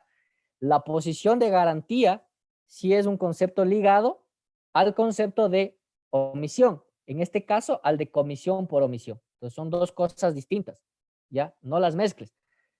Es cierto, puede haber una relación, sí, como digo, existe delito omisivo doloso y existe delito omisivo imprudente, pero no las mezclemos, ¿sí? Cada una es parte integrante de otro concepto, muy distintos. Que en la teoría del delito todo tiene relación, eso es cierto, pero sepáralos, ¿ya? Teóricamente sepáralos. La comisión Leo, por... disculpa, una pregunta en cuanto a la capacidad de una persona, con un ejemplo que el otro día me quedó resonando. Una persona tiene, bueno, un profesor va de excursión con unos alumnos. Este tiene posición de garante legal que se encuentra en un reglamento, de Ley Orgánica de Educación Intercultural, en ese reglamento está. Y ahí Ya. está la posición de garantía. Entonces van a un río a acampar y les dice que a los niños que no se metan al río, los que no pueden nadar, y los que pueden que se metan. Entonces uno se mete y da calambre y él no lo puede socorrer y se muere. Entonces aquí hay capacidad de él, ¿se le puede imputar por omisión o no? Pero el calambre le dio, dices, al profesor. No, el profesor no podía nadar y les dijo a los niños que solamente los que puedan nadar se metan y se meten los niños que pueden nadar. Pero cuando ya están adentro, a uno le coge un calambre y como el profesor no puede nadar, no se mete y el niño se muere. Entonces, ¿hay omisión o por la capacidad de que él no puede nadar, no sería imputable? Y no podía lanzarle una boya. No podía hacer ninguna otra. Nada. O sea, No no podía había hacer nada. nada. Ujú. ¿Y por qué no podía hacer nada? Él no estaba preparado para hacer eso plenamente, solamente estaba con ellos en el río y les dijo que sí pueden meterse, Sí, pero no estaba preparado en ningún pero no momento. podría tomar una rama e intentar salvar al niño. Ya, pero Entonces la capacidad de la gente, en realidad no era una capacidad que estaba del todo, ¿cómo se podría decir? Del todo ausente, ¿te das cuenta? Yo ahí ya, sí creería que se podría plantear el delito omisivo y sí tenía la posición de garante listo. por comisión, por omisión. Es decir, si el niño se ahoga y muere ahogado, ¿qué tipo usarías? El homicidio culposo. Ya, pero si hay omisión, Listo, Leo, gracias. ya. Bueno, a ver, justo de lo que ha planteado Esteban de la posición de garantía, eso no lo voy a tratar ahora porque también no creo que voy a alcanzar, pero yo sí voy a hacer una retrospección. Voy a explicar y van a entenderme con la siguiente lámina esto, ¿ya? Respecto de las teorías de la posición de garantía, ¿ya? Hubo las teorías formales que se usaban antes y que eran muy, digámosla, muy cuadradas en el sentido de solo entender a que la posición de garantía o nace de una norma, ya sea legal o contractual, o hay una teoría funcional de la posición de garantía, ¿ya? Santiago Mir expondrá esta teoría de un modo un poco más profundo y voy a tratar eso yo de replicarlo aquí, no ahorita, ya, sino en la siguiente clase con la que ya terminaré la cuestión de la omisión por completo, para que veamos cómo entiende él esta existencia de la posición de garantía. ¿Cuándo se puede dar la posición de garantía? La cuestión del control de la fuente de peligro, ¿no es cierto? Entre otras cosas. En la comisión por omisión, a ver, antes de ir a esto, les decía cuál es la contrapartida, así como en la omisión pura, la contrapartida son los delitos de mera actividad. ¿Cuál es la contrapartida aquí en la comisión por omisión?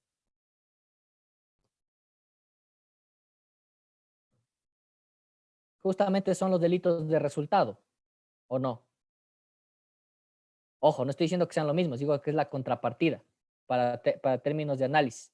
¿Por qué? Porque lo que interesa aquí en la comisión por omisión es el no evitar el resultado. Y por eso es que la comisión por omisión o la omisión impropia, si es que quieren llamarla también así, y hemos escuchado a algunos profesores que plantean eso, dicen que se construye la comisión por omisión, se construye a través de los delitos de resultado. Justamente es por eso, porque no se evita el resultado, ¿ya? ¿Cuáles son los elementos integrantes del tipo objetivo? Son los mismos elementos de la omisión pura. Son los mismos elementos de la omisión pura. Debe haber una situación típica y los otros dos elementos que hablábamos, ¿no? Pero ligado a otros conceptos. Y el concepto que prima es el concepto de posición de garante. Que exista la producción de un resultado y que haya la posibilidad de evitar ese resultado. La posición de garante integra la situación típica. La comisión por omisión no está expresamente tipificada, por eso es que se construyen a través de los diferentes delitos. Al sujeto le corresponde una específica función de protección de bien jurídico, al sujeto o al agente, ¿ya? A quien tiene la posición de garantía, y al sujeto le corresponde una función personal de control de una fuente de peligro en ciertas condiciones. Este peligro, como digo, vamos a ver más adelante, tal vez a la siguiente clase, para ya terminar y completar el tema de la omisión, desde la perspectiva de Santiago Mir. Respecto de la posición de garantía, se han desarrollado teorías, sobre todo la teoría alemana, con Armin Kaumann. La posición de garante se fundamenta en la relación funcional existente entre el sujeto y el bien jurídico. Esto lo voy a explicar con Mir. Pero se pasó de la teoría formal del bien jurídico, ¿no? Y en la que la posición de garantía estaba justamente, solo dependía ya sea de fuentes legales o de fuentes contractuales, ya, lo que serían fuentes formales, se pasó a la teoría de las funciones, superando justamente esto de la posición de garantía. Por eso no sé si han escuchado que también hay profesores que plantean que la posición de garante no necesariamente es la que está en una norma, ¿no? Sino que también se puede hablar de cuestiones, hasta cuestiones sociales, ¿verdad? No todo aquel que omite evitar la producción de resultado lesivo puede ser castigado como si lo hubiera causado por vía positiva, sino solo determinadas personas que se hallan respecto del bien afectado en una específica posición de garante. No tengo aquí la página de la cita del ejemplo que plantea Mir, pero les ruego que revisen la página 320 del manual de Mir, ahí van a encontrar un ejemplo claro. Queda abierta la posibilidad de ser castigado por omisión pura de existir el presupuesto legal. Ya. Este ejemplo lo voy a retomar la siguiente clase. A ver, ahora voy a tomar la postura de Diego Manuel Uxón Peña. Diego Manuel Uxón Peña dice que la omisión no es tan solo no hacer nada, no hacer algo concreto, no hacer algo posible en función de la capacidad del sujeto. No es eso, no es un simple no hacer. La omisión necesariamente requiere de una valoración, en este caso una desvaloración desde el derecho penal, ¿no? Y entonces por eso es que tiene un concepto puramente normativo. La omisión se trata de una actuación debida que nos plantea la norma. ¿Ya? Esto lo entendemos de mejor manera y se expresa de mejor manera. Si apagan el micrófono. Esto se expresa de mejor manera con la omisión pura o la omisión propia. Hay un deber de actuar que es requisito normativo, por eso es que hablamos de la omisión como concepto normativo, y deriva de una norma imperativa. No es una mera esperanza, no es una mera expectativa, esto de la actuación debida. No es que yo espero que socorran a otra persona, no, es un mandato que está en una norma. Y al hacer una acción positiva distinta a la de socorro en el ejemplo que se plantea, se estaría configurando el tipo omisivo. La omisión, entonces, es la no realización de una concreta acción de no mera esperanza y que le era posible cumplir al sujeto. ¿Ya? El deber de actuar implica una acción positiva concreta. Estamos regresando al concepto de que detrás de toda omisión está una acción positiva. No es el simple no hacer.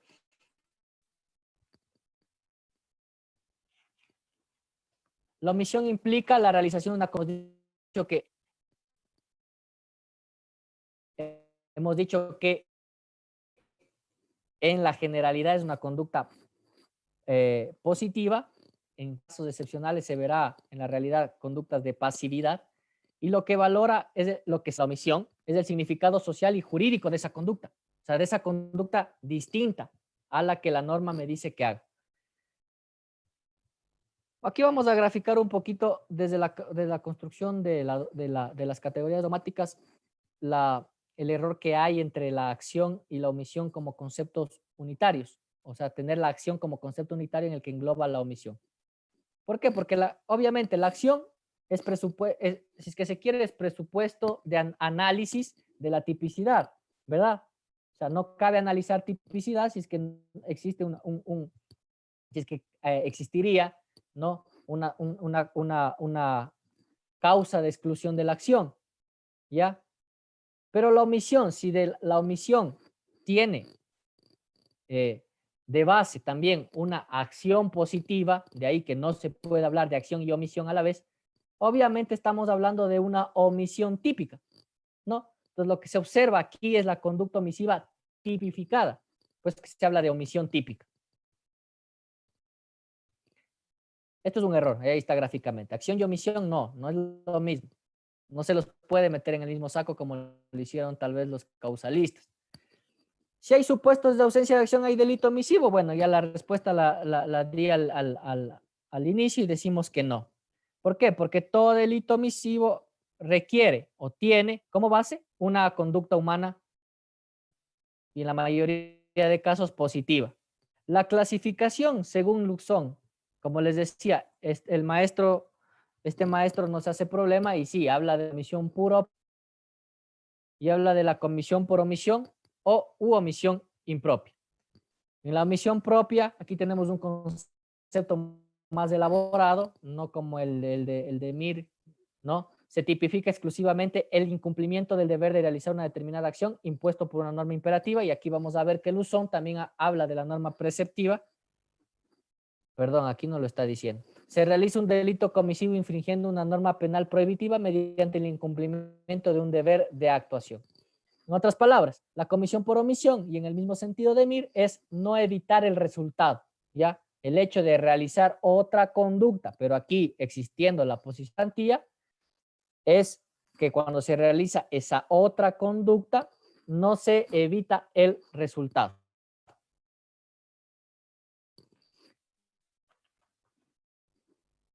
Delitos de omisión pura. ¿Cuál es el fundamento de la antijuridicidad en los delitos comisivos? ¿Cuál es el fundamento? ¿Alguien me puede decir en la teoría cuál es el fundamento de la antijuridicidad? ¿Que no se detiene el daño al bien jurídico? ¿Perdón?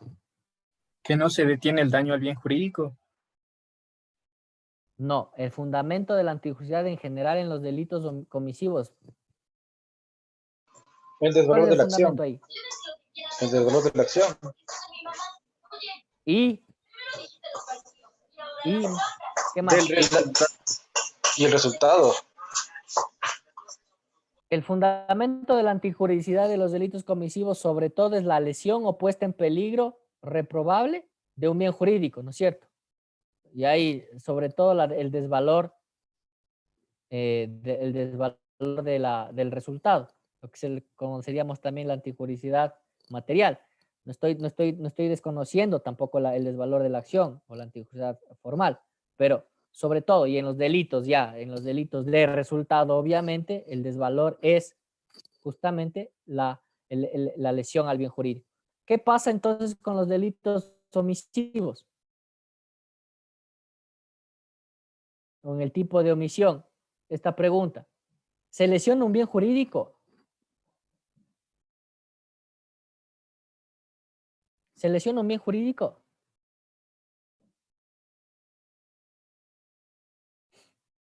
En algunos casos, sí. O sea, hay un bien jurídico lesionado, no puede ser por acción directa de la persona que comete la omisión, pero sí puede existir un bien jurídico agredido. ¿La omisión lesiona un bien jurídico? Esa es la pregunta.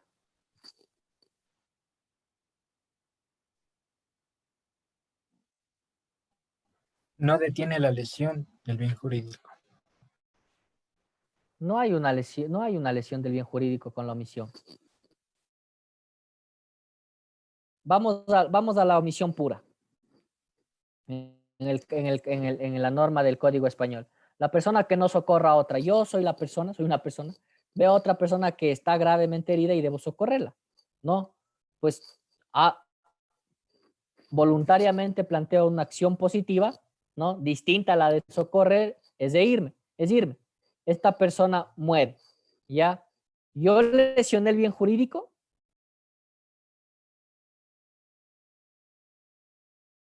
No, pues. ¿No es cierto? Y el análisis en la comisión por omisión. No evité que se lesione el bien jurídico, pero como tal no lesioné. No evitas, no lo lesionas necesariamente, ¿no es cierto? Lo que haces es no evitar que se produzca un resultado, pero que no lo causas, no produces tú ese resultado, ¿verdad? Entonces, en el tipo de omisión, al contrario del fundamento de la antigüedad en los delitos comisivos, no hay una lesión al bien jurídico, stricto sensu. Lo que pasa es que no se apoya o auxilia a bienes jurídicos que ya han sido puestos en peligro por conductas anteriores o acontecimientos anteriores. Y entonces, en ese sentido, aquí, en el tipo de omisión, no rige el concepto materialicidad. Pero ahora, y este es un problema que queda ahí en el aire y si es que alguien lo soluciona. ¿Se considera suficiente como fundamento material de la antigüedad la falta de apoyo o fomento de bienes jurídicos muy importantes necesitados de tal apoyo para su plena vigencia? Ya lo he dicho anteriormente. Ya, no hay una lesión que causa la omisión, sino que lo que se ha hecho es no auxiliar a ese bien jurídico que ya estaba puesto en peligro o fue lesionado por acontecimientos o conductas anteriores. Pero entonces, ¿qué pasa con el principio de ofensividad? ¿Qué dice el principio de ofensividad? O el principio de lesividad.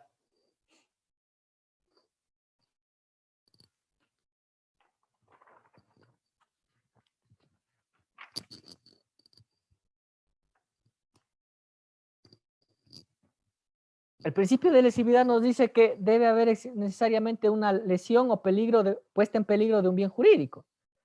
Y por eso es que el principio de lesividad justamente y se lo decía se lo explicaba en los principios, pasa si quiere como eje transversal en la antijuricidad y sobre todo en la antijuricidad material. Pero y en este caso, si estoy diciendo que los delitos omisivos no causan justamente una lesión, ¿qué pasa con el principio de lesividad? Esta es la pregunta que queda en el aire, va a quedar en el aire, resuélvanla. Hay una contradicción con el principio, hay una observancia al aceptar los delitos omisivos, hay una inobservancia al principio de lesividad, o cómo se soluciona eso, o se podría solucionar eso en la doctrina, ¿cómo lo soluciona la doctrina? Esa es la pregunta que queda. El tipo objetivo, según Luzón, no se aleja mucho de Mir y habla que hay una situación típica, ¿verdad? Estoy en la posibilidad de realizar la acción positiva omitida, condiciones de autoría y omisión de la acción debida. Bueno, Hasta aquí vamos a llegar con el tema de la clase de hoy. Sí me falta todavía revisar la cuestión de qué pasa con los resultados en la omisión, qué pasa con la causalidad en la omisión. ¿Existe causalidad en los delitos de omisión? Y eso lo vamos a ver en la siguiente clase, junto con el tema que les planteaba del el análisis que hará Mir Puy respecto de cuándo existe posición de garantía, ¿no? Y el control justamente de estas fuentes de peligro. Lo que yo sí quisiera, lo que sí quisiera que ahorita hagamos antes de despedir esta clase es, ¿qué tenemos en el código? ¿Qué tenemos en el Código Penal nuestro, en el Código Orgánico Integral Penal? Nuestro código nos habla de omisión pura, nos da una definición en la parte general, nos habla de una omisión, de comisión por omisión. ¿Dónde nos habla de la comisión por omisión? Si estoy diciendo que la tipicidad, y miren ustedes que solo se ha analizado la tipicidad objetiva, no he estado hablando de la tipicidad subjetiva y no lo voy a hacer porque me apego a lo que dice Mir, el problema del dolo y de la imprudencia estructuralmente en los delitos de omisión es el mismo. Entonces, para eso nos vamos a esperar a cuando analicemos el dolo, cuando existe imprudencia consciente, imprudencia inconsciente, o culpa con representación, culpa sin representación, dolo eventual, dolo directo, dolo indirecto. Lo mismo se aplica aquí, ¿ya? En el delito omisivo. Es decir, cabe omisión culposa, cabe omisión dolosa. Pero nuestro código nos habla de la omisión dolosa, nos habla de la omisión culposa. ¿Qué han visto? ¿Qué han visto en el código?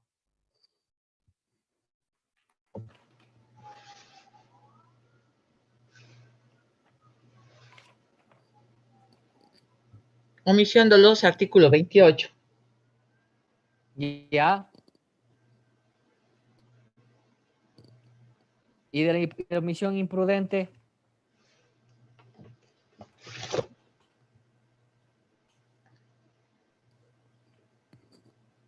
No tenemos omisión imprudente, ¿no es cierto? No.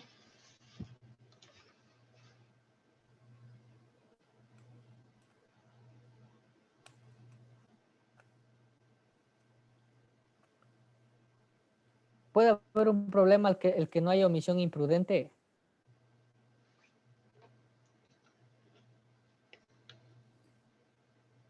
La doctrina dice que sí existe omisión imprudente. Hay. Y nuestro código no dice nada. Entonces podría liberar a la interpretación.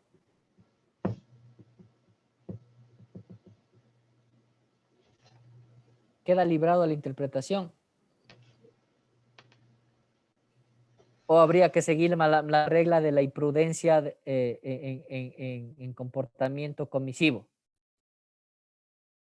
¿Cuál es la regla de la imprudencia para el comportamiento comisivo?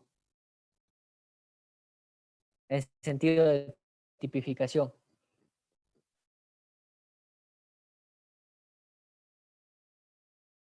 ¿Alguien me ayuda? La norma objetiva de cuidado. No, ese es el concepto, o sea, la no observancia del deber de objetivo de cuidado. Digo, ¿cuál es la regla en el sentido de la tipificación para que exista delito imprudente? Está en el código porque manejamos el sistema de números clausus. Sí, entonces deberíamos seguir entonces la regla esa, sistema de números clausus, que tal vez por eso no está la omisión imprudente como tal aquí. Claro, entonces la omisión imprudente se va a construir, se construye entonces como comisión por omisión, no evitar un resultado, pero cabría omisión imprudente en aquellos que como tal están tipificados como imprudentes, ¿no es cierto? Pero no me suena tan coherente eso. ¿Dónde está la posición de garantía en el código?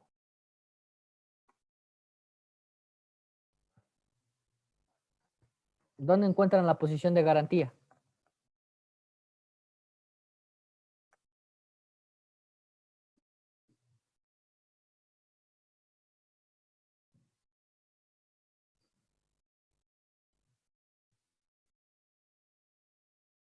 ¿Aceptamos la comisión por omisión del código?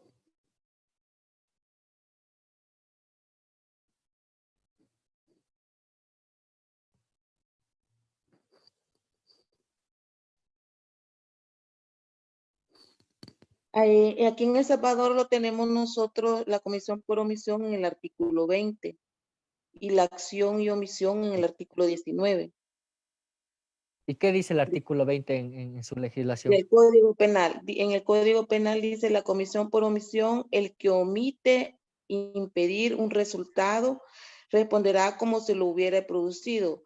Si tiene el deber jurídico de obrar y su omisión se considerará equivalente a la producción de dicho resultado. El deber jurídico de obrar incumbe a quien tenga por ley obligaciones de cuidado, protección o vigilancia a que con su comportamiento precedente creó el riesgo al que, asumiendo la responsabilidad de que el resultado no ocurriría, determinó con ello que el riesgo fuere afrontado. Ese dice comisión por omisión. ¿Ya? ¿Alguien puede leer el artículo 23 del Código Orgánico Integral Penal, el inciso segundo? Si lo tienen a la mano. No impedir un acontecimiento. Cuando se tiene la obligación jurídica de impedirlo, equivale a ocasionarlo. Nosotros tenemos ahí la comisión por omisión, se entendería. Pero miren ustedes que la redacción del Código de Salvador me dijo que era, ¿no es cierto? Me parece que es más elaborada, porque en el Sí, el caso código, nuestro, no, perdón, sí, sí, sí, siga. el código es el artículo 20 del Código Penal del Salvador, la comisión por omisión. Y miren, me parece que a mí es más elaborada, incluso da a entender de mejor manera la cuestión de la posición de garantía, porque incluso en lo que entendí, no sé si mal entendí, también se habla del riesgo y entonces habla de la cuestión de la, no necesariamente la creación del riesgo, sino de la fuente de peligro, que es lo que sí está en la doctrina. Y nosotros no tenemos eso. Nosotros dice, no impedir un acontecimiento cuando se tiene la obligación jurídica de impedirlo equivale a ocasionarlo. Bueno, ¿cuándo hay la obligación jurídica de impedirlo? ¿Dónde se habla del presupuesto como tal de posición de garantía y que nos permite entender la posición de garantía? ¿Cuándo un sujeto tiene la posición de garantía? Solo dice la obligación jurídica. Pero ¿dónde está la posición de garantía y dónde se entendería la fuente de la posición de dicha garantía? ¿Me hago entender? Me parece que nosotros sí tenemos bastante deficiencia en lo que es la redacción de las normas y se evidencia que también tenemos bastante problema en acoger la doctrina y ponerla en la norma. Bueno, la clase de hoy, la siguiente semana acabaré con lo que les decía de Mir-Push, ya la cuestión de resolver la causalidad en los delitos de omisión. Y con eso damos por terminado el tema de omisión. Inmediatamente empezaremos con la teoría del tipo. Y en ese sentido, entonces, ya iniciaremos con con el tema ya de la categoría de la tipicidad. ¿Ya? Como primer elemento, no recuerdo cómo está en la guía. Si es que voy a hablar después de la teoría general del tipo, entro a hablar del tipo comisivo doloso. Y cuando hablo del tipo comisivo doloso, en la cuestión de tipicidad objetiva, no la vuelvo a topar porque ya eso lo topo en la teoría general del tipo. La teoría del tipo es una teoría general. Tipo omisivo, tipo imprudente, tipo de imperfecto, ¿no es cierto? Tipo comisivo doloso, ¿ya? Elementos normativos, elementos valorativos, está en toda construcción de cualquier tipo. Por tanto, ya no cabe hablar. La única cuestión en la tipicidad objetiva que se hablará será la cuestión de imputación objetiva. La teoría de la imputación objetiva no la voy a exponer yo, la va a exponer un compañero mío que a mi criterio lo domina el tema, Luego de eso se verá la tipicidad subjetiva y hablaremos de las teorías, sobre todo de la como estaríamos hablando del tipo comisivo doloso, estaríamos hablando justamente solo del dolo. Entonces entraremos a ver la definición de dolo, las teorías que fundamentan el dolo, esto es la teoría de la representación, ¿no? Y la teoría de la voluntad, junto con la distinción con el dolo eventual, ¿no? Y las teorías que fundamentan el dolo eventual y esa línea divisoria entre dolo e imprudencia consciente, que justamente es el dolo eventual, esa línea delgada que marca la distinción entre imprudencia con dolo propiamente dicho. Y entonces eso lo veremos la siguiente semana.